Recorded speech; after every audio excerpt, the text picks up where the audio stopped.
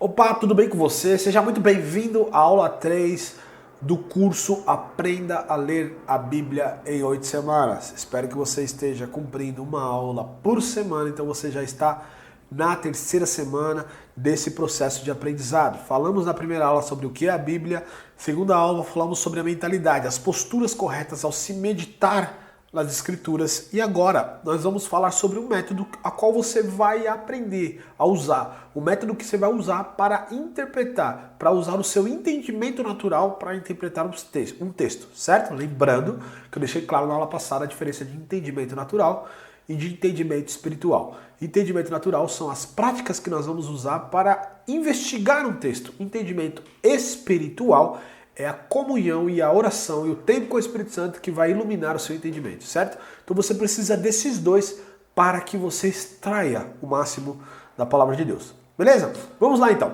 Ok. Método OICA. O que é método OICA? OICA é uma sigla, tá? O método OICA é uma forma simples de tornar a interpretação e a aplicação dos princípios da palavra de Deus acessível a todos. Ele é composto de 4 partes. Então o método OICA é um método que torna para você que não tem estudo de teologia, que não cresceu no meio evangélico às vezes, ou católico ou religioso que trata a Bíblia como algo natural, e você nunca teve essa facilidade de lidar com a Bíblia, você acha um negócio totalmente complicado. Às vezes as pessoas falam de uma maneira, parece fácil, mas para você é complicado. Então o método OICA é para você, para te ajudar, para dar 4 passos ali que você precisa fazer para que você compreenda um texto bíblico, certo? Vamos aos 4 passos então. A sigla OICA significa observação, interpretação, correlação e aplicação, tá? Então aí se compõe o OICA. Vamos passar por cada um deles. O que é a observação? O primeiro passo do investigador é observar tudo que está à volta antes de se aprofundar na cena de um crime.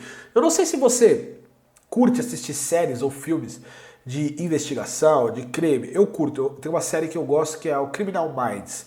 Eu assisto ela e é aquelas séries que assiste o episódio, acaba no mesmo dia, ela fica enrolando, seguindo vários episódios. Então eu assisto às vezes, passa ali no dia, coloco aquela série, assisto o episódio, eu gosto da maneira a qual eles avaliam, a mentalidade dos psicopatas, enfim. O que você percebe quando você assiste isso, Sherlock Holmes ou qualquer série de investigação, é que quando um investigador entra na cena de um crime, ele começa a olhar cada detalhe. Aonde está a arma do crime? Será que alguém arrombou a porta? Será que houve briga? O que aconteceu aqui? E a partir de quando eles começam a avaliar a cena do crime, só assim eles conseguem dar uma interpretação para aquela cena. Então o processo de observação é o processo de investigar. Ok? Então, dentro do seu estudo bíblico, estudar o que está no pano de fundo do texto, a história por trás das palavras, que podemos chamar de contexto. Então, o contexto histórico na época, por que a pessoa disse isso naquele momento, existe uma explicação para aquilo, para aquele povo, naquela época.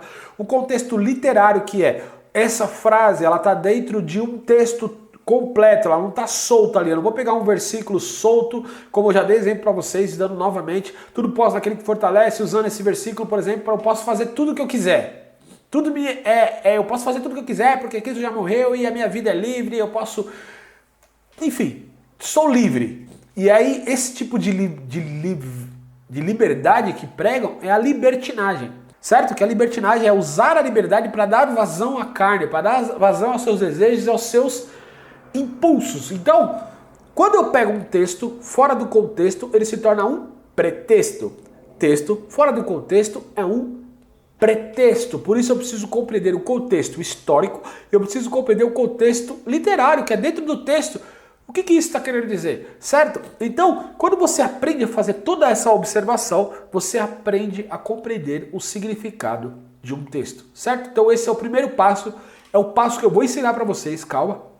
Nós vamos passar pelos 4 passos aqui para te situar, mas eu vou ensinar para vocês como fazer isso, tá? Então esse é o primeiro passo, é o passo de observação. O segundo passo é o passo da interpretação. A interpretação procura responder a pergunta: o que significa? Ou seja, o que esse texto significa? O que Jesus quis dizer neste momento? O que Jesus quis dizer com essa parábola? O que Jesus quis dizer com essa frase? Então, quando você faz toda uma observação correta e você se aprofunda na observação, você consegue responder à interpretação. Certo? Vamos dar um exemplo clássico aqui. Vamos pensar na parábola uma parábola que eu uso muito, que é uma parábola que todo mundo conhece. Qual que é? Parábola do bom samaritano. A parábola do bom samaritano conta a história de um homem que era judeu, que foi apanhado por assaltantes, foi espancado por assaltantes e foi deixado à rua. E passa ali o sacerdote, olha aquele homem e não dá importância para aquilo e segue adiante. Depois passa um levita, olha para aquele homem, não dá importância para aquilo e segue adiante. Depois passa um samaritano, vendo o estado do homem, sentiu compaixão, pegou o homem, colocou o homem no cavalo, levou até a estalaria, deu dinheiro para o homem e falou assim, ó, esse aqui é os custos para que você cuide dele. E se tiver mais custos, na volta você pode me falar que eu pago. Quando eu leio essa parábola, eu falo, pô, mas o que essa parábola significa? Eu não posso chegar e dar qualquer significado para ele. A própria história em si, ela é simples, certo, de compreender, mas eu preciso fazer uma observação. Se eu for fazer uma observação, eu vou compreender que Jesus contou essa parábola para responder uma pergunta. Jesus estava falando, a pessoa fala, pô, qual é o maior mandamento? E Jesus fala, o maior mandamento é amar a Deus acima de todas as coisas e o seu próximo como a si mesmo. Esses são os mandamentos. E aí um homem pergunta para ele, mas Senhor, quem é o meu próximo? E para responder essa pergunta, ele conta essa parábola. Agora, olha o segredo da parábola. O homem era judeu. O sacerdote, por ser sacerdote, ele também era judeu. Então ele é um povo, primeiramente, um sacerdote que naquela época era a maior autoridade divina. Era uma autoridade divina na época. Era uma pessoa que deveria ter o comportamento de ajudar aquele homem, porque ele era um representante de Deus na terra. O sacerdote. Compreende? Então, ele não ajudou, passou direto. Aí veio o levita, que também era um homem que trabalhava dentro do templo, que trabalhava com as coisas sagradas, que também era um representante divino. Também não ajudou e passou direto. Agora passou o samaritano. Talvez você não saiba, então eu vou contar. O samaritano e o judeu, eles não se davam bem. Dois povos que não se falavam, não se batiam, entende? E o samaritano para ajudar o judeu. O que Jesus quis dizer com isso? O seu próximo são todas as pessoas, inclusive aquela pessoa que você diz não gostar, inclusive aquela pessoa que guarda rancor de você, inclusive aquela pessoa que faz parte de um outro grupo que é contra o seu grupo, não sei do que você faz parte. Então assim, Jesus contou aquela parábola para mostrar que próximo não são parentes, não são amigos, próximos são todas as pessoas que vivem sobre a terra, compreende? Quando eu leio o contexto, e eu começo a pegar o significado de samaritano judeu, eu consigo dar uma interpretação, eu consigo responder a pergunta, que significa? Eu consigo explicar o porquê, certo? E para isso, eu preciso compreender para eu poder viver. Sabendo disso, nós voltamos para o ponto próximo é todo mundo que está todos que estão no mundo. Então, não independente se a pessoa é cristão, se não é cristão, se é uma outra religião, se é um outro time, se é a outra família, não importa, é o meu próximo. E Jesus dá-lhe uma ordem de amar o próximo. Então, sabendo disso, o Espírito Santo, ele entra em ação quando eu estou aberto para isso. O Espírito Santo entra em ação e gera no meu coração esse amor pelo próximo. Compreende? Entendimento intelectual, entendi o texto, entendimento espiritual, que é o Espírito Santo iluminando o meu coração. Certo, vamos ao C, correlação. Passamos pela observação e pela interpretação. O que seria correlação? Correlacionar seria relacionar o que está sendo estudado com outras porções das Escrituras e dentro do próprio trecho em estudo. Desde que a Bíblia é verdade, e que toda a verdade, devido à sua origem divina, é una, é importante relacionar várias verdades, umas com as outras. O que isso significa? Se a Bíblia toda é uma verdade, e ela é una, ou seja, unida, fala uma só língua, então é muito importante que eu pegue um texto e relacione com outro texto para confirmar essa verdade. Compreende?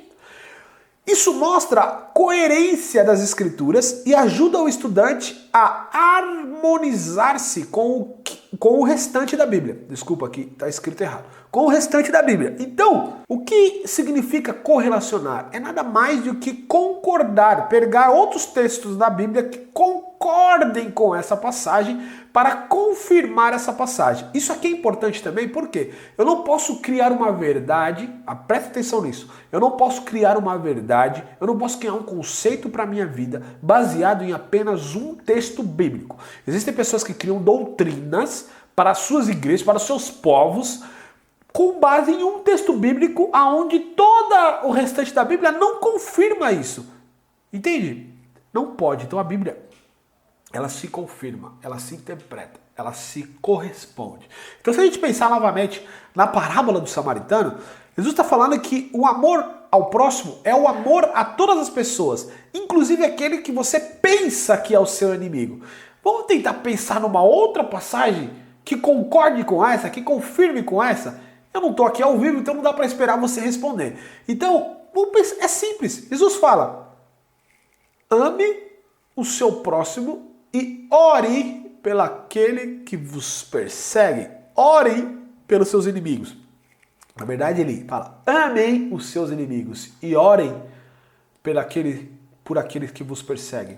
Jesus fala assim, ó, se você fizer o bem só por aqueles que gostam de você, que você ama, por aqueles da sua família, por aqueles do seu convívio, que diferença há entre você e um publicano, que na época não conhecia a lei, que não estava nem aí para as leis de Deus? Ou seja, qual a diferença entre você e alguém que não crê em Cristo, se você só ama aqueles que te amam? Compreende? Então Jesus está falando, você tem que amar o seu inimigo. Então temos outro texto que confirma a parábola do samaritano. Então a Bíblia ela vai se confirmando, porque ela é una, ela se concorda, ela se responde e ela nunca se contradiz. Então quando você faz essas correlações de um texto com o outro, isso vai fortificando uma verdade dentro do seu coração. E isso evita também você cair em falsos ensinos e em erros, porque a Bíblia precisa se confirmar, certo? E o último ponto do Oika é a aplicação, que é extrair o princípio do texto e praticar em sua vida. O propósito primário da Bíblia é mudar nossas vidas e não aumentar o nosso conhecimento. Lembre-se disso, não leia a Bíblia para ter mais conhecimento, para ser um intelectual da Bíblia, para saber o que responder para os críticos, para saber como humilhar os seus membros da sua comunidade.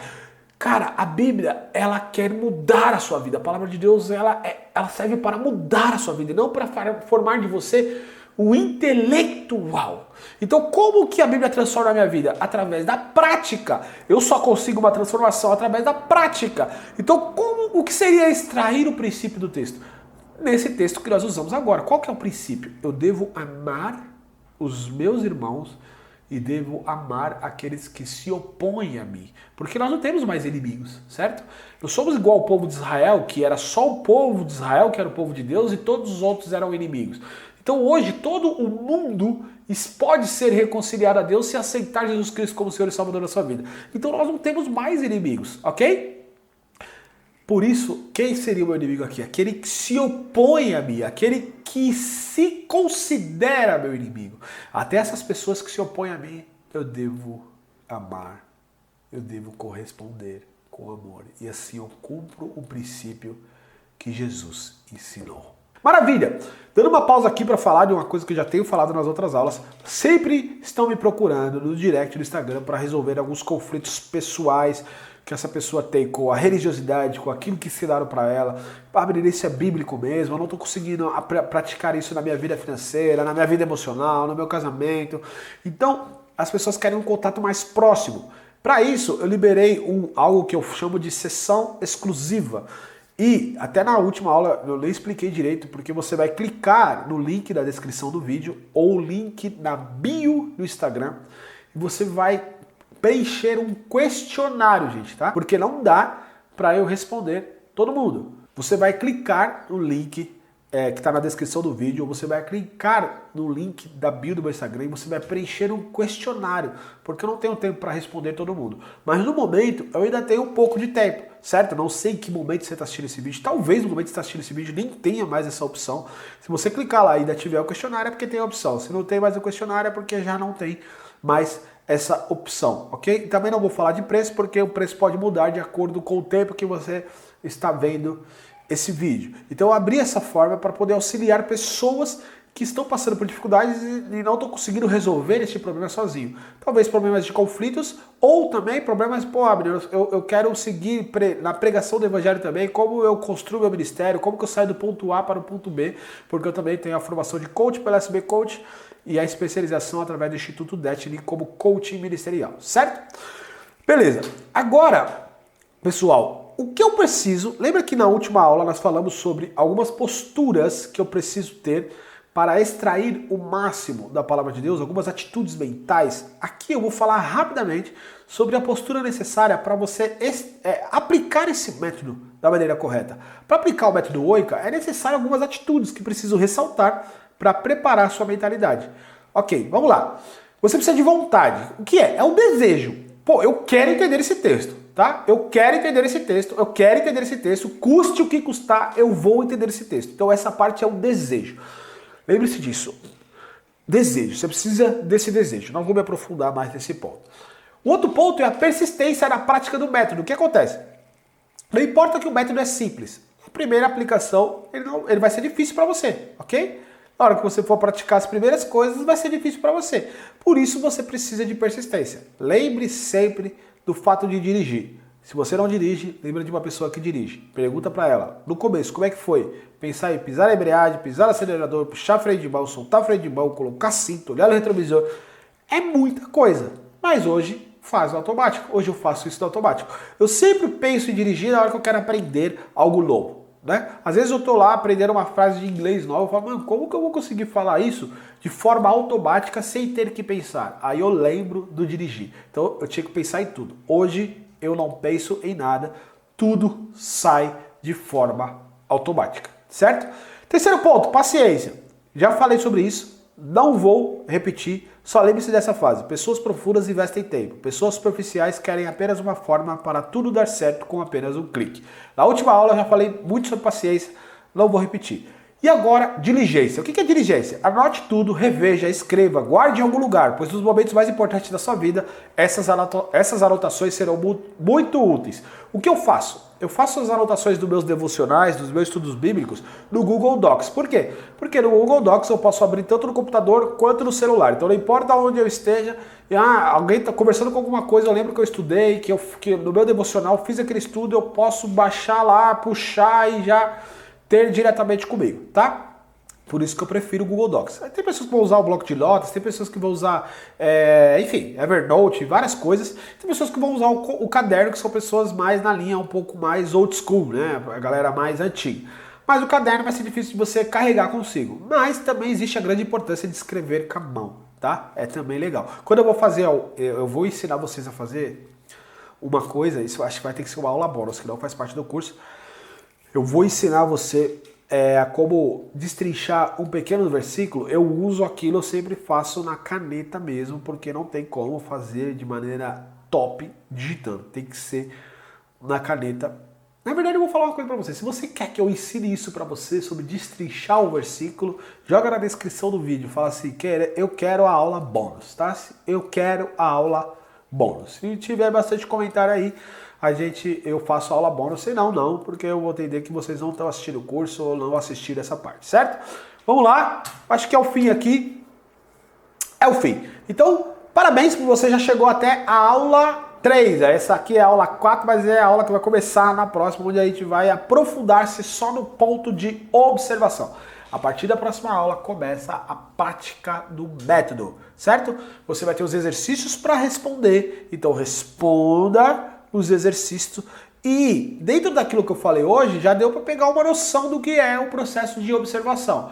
Na leitura da Bíblia dessa semana, pratique a atitude mental da aula passada e já comece a pesquisar contextos e essas coisas que eu já falei um pouquinho, dei uma pincelada quando eu falei sobre observação, certo? Então, até a próxima aula. Tamo junto.